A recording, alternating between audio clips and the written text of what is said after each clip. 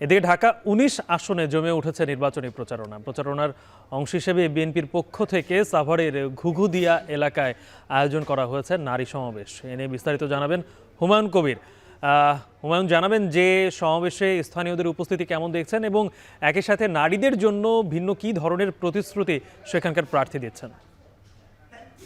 আর একটা ভিডিও দেখাবো, এর মাঝখানে একটা মিডিয়া আমাকে রামিম, আমি এই মুহূর্তে রয়েছি ঘুঘুদিয়া এলাকায় বিএনপির যে নারী সমাবেশ রয়েছে সেখানে রয়েছি আমরা।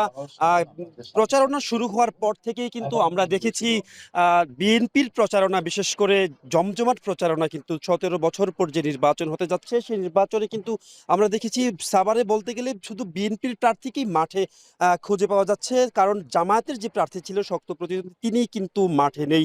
এনসিপি এবং অন্যান্য যারা রয়েছে ৮টি প্রতিদ্বন্দ্বী দল রয়েছে তাদের কাউকে কিন্তু তেমনভাবে মাঠে দেখা যাচ্ছে না। বিভিন্ন নারী সমাবেশ, বিভিন্ন ইউনিয়ন এবং ওয়ার্ড পর্যায়ে সমাবেশ করতে কিন্তু আমরা দেখেছি বিএনপির প্রার্থী ডাক্তার দেওয়ান মোহাম্মদ সালাউদ্দিন বাবু, তার নেতৃত্বে কিন্তু বিভিন্ন ওয়ার্ড এবং বিভিন্ন এলাকায় কিন্তু আমরা ছোটোখাটো সমাবেশ হতে দেখেছি। আজকে যে নারী সমাবেশ দেখতে পাচ্ছেন, বিশাল নারী সমাবেশ, কিন্তু এখানে ঘুঘুদিয়ার এই মাঠে কিন্তু বিভিন্ন শ্রেণীর পেশার নারীরা এসেছেন, গৃহিণীরা এসেছেন, তারা কিন্তু একটি দাবি নিয়ে এসেছেন যে তাদেরকে কিন্তু বিভিন্ন প্রতিশ্রুতি দেওয়া হচ্ছে। বিএনপির যে প্রার্থী ডাক্তার দেওয়ান মোহাম্মদ সালাউদ্দিন বাবু তিনি কিন্তু নারী প্রার্থীদের বিভিন্ন প্রতিশ্রুতি দিচ্ছেন। বিএনপি ক্ষমতায় আসলে ফ্যামিলি কার্ড সহ নারীদের উন্নয়নে বিভিন্ন ধরনের কর্মকাণ্ড পরিচালনা করা হবে। পাশাপাশি নারীদের যেই কর্মসংস্থানের ব্যবস্থা, গৃহিণীদের যে কর্মসংস্থানের ব্যবস্থা সেটি কিন্তু নিশ্চিত করা হবে এবং তাদেরকে কিন্তু বিভিন্ন রকমের প্রতিশ্রুতি দেওয়া হচ্ছে। এবং নারী ভোটারদের ছাড়া পর্যাপ্ত পরিমাণে পাচ্ছেন নারী প্রার্থী। এখানকার যিনি প্রার্থী রয়েছেন ডাক্তার দেওয়ান মোহাম্মদ সালাউদ্দিন বাবু, তার সাথে কথা হয়েছিল, তিনি যেমনটি বলছিলেন এবং নেতাকর্মীদের সাথে কথা বলে আমার যেমনটি মনে হয়েছে,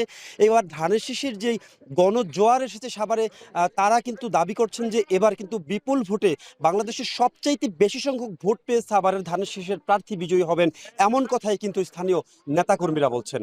এই ছিল ঘুঘুদিয়ার নারী সমাবেশ থেকে আমার কাছে বিস্তারিত। সাভার থেকে যুক্ত ছিলেন হুমায়ুন কবির, জানাচ্ছিলেন ঢাকা ১৯ আসনে নির্বাচনী প্রচারণার খবর।